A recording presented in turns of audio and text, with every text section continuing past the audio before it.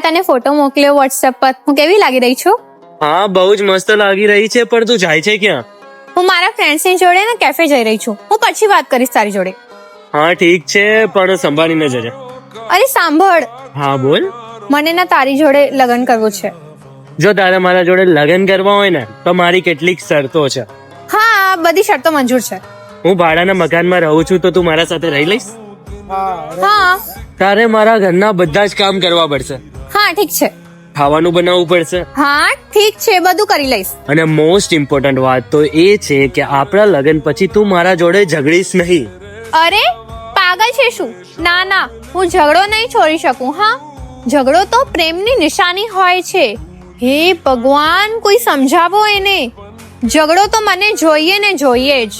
ઝઘડા કરવાથી તો પ્રેમ વધે છે, અને હું તને બહુ પ્રેમ કરું છું. અચ્છા ઠીક છે બાબા, કરી લેજે લડાઈ.